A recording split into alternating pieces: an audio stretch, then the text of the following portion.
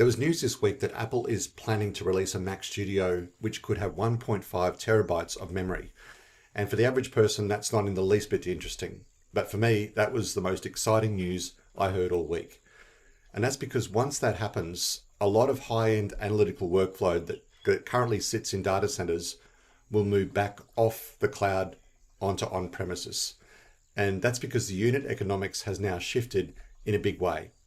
And strangely enough, it means that Apple will probably be the one that saves your community from data centers, because one of these devices will be good enough for most small and medium-sized businesses to build and run advanced AI algorithms.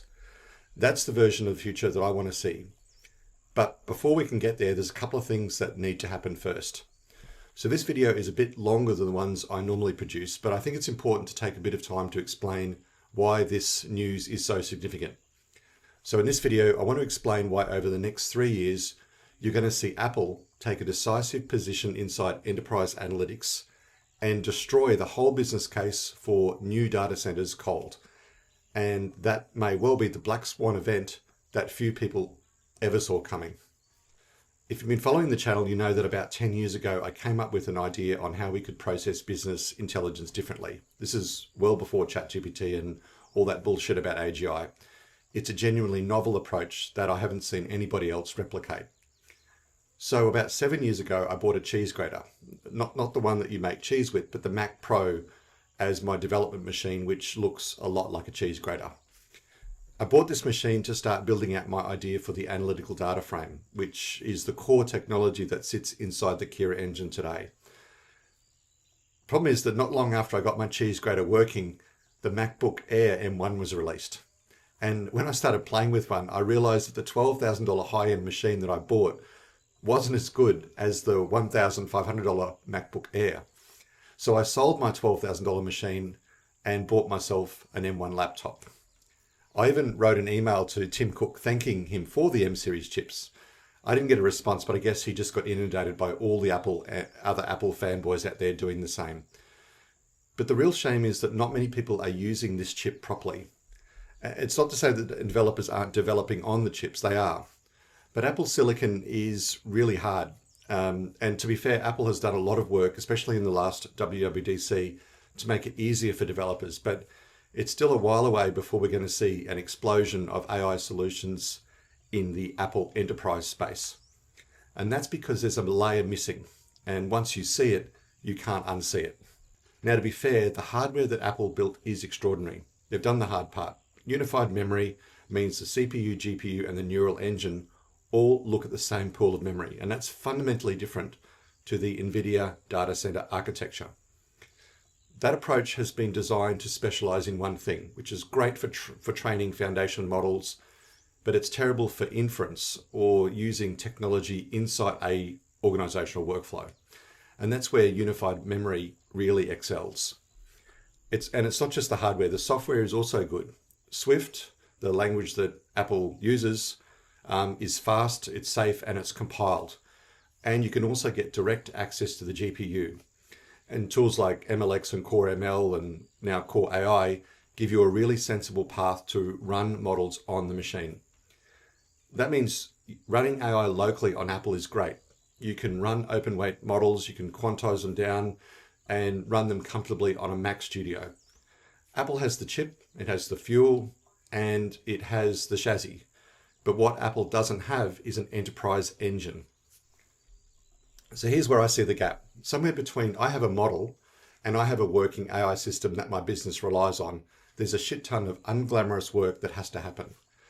I'm talking about job queues, batching, monitoring, auditing, failover, telemetry, all that stuff that makes a neurotypical person want to go out and gargle crushed glass.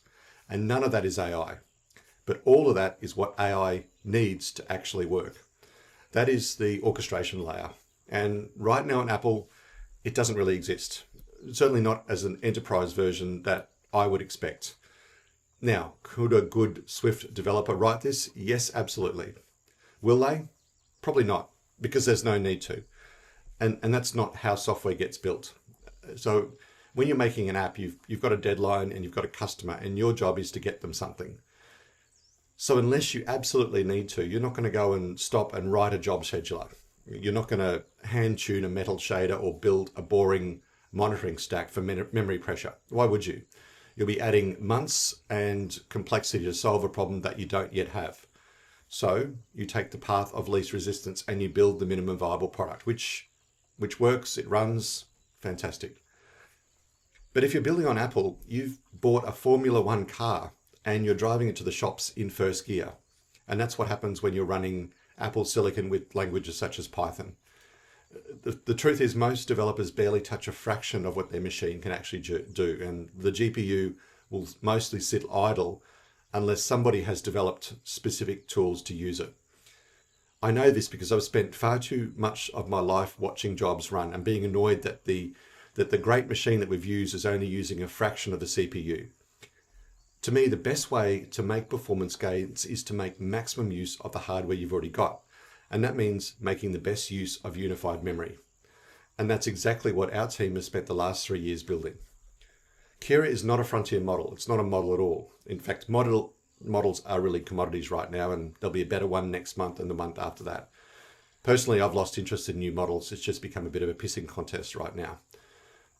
But what I'm interested in is the layer underneath, the boring stuff, the job queues, the scheduling, the memory management, the shaders, the monitoring. And that's because most of my career has been about building workflows. And that's why when big tech tells us that you can upload a spreadsheet and get a board paper, I knew that was frog shit, because the data is just never that clean. It just doesn't work that way. There are no shortcuts in plumbing. The problems are with your data are there. You just don't know about them. And trust me, I know this because this is how I got my grey hair. Anyway, so while the others are going down the rabbit hole of thinking that AI will be able to do everything, I'm back stuck in the world where I've always been, which is about designing workflows. In fact, I covered this in a video recently talking about 60-30-10. The truth is only 10% of an enterprise solution is AI. The other 90% is really boring governance and process control stuff that most people don't ever realize. But up until now, people have assumed that 10% of AI had to be in the cloud. But now it doesn't. 1.5 terabytes is more than enough capacity to run a decent model for a medium-sized enterprise. In my previous company, which had $1 billion of sales and 80,000 products, our entire business planning model would sit in around 400 gigabytes in memory. And that was one of Australia's largest manufacturing companies. And look, 3 years from now, which to be honest isn't that far away, Apple will have the hardware available that will allow small and medium-sized businesses to build and run their own AI systems. They're going to need some help, of course, but most of the technical building blocks are now in place. This hardware from Apple changes the market in ways that people don't yet understand.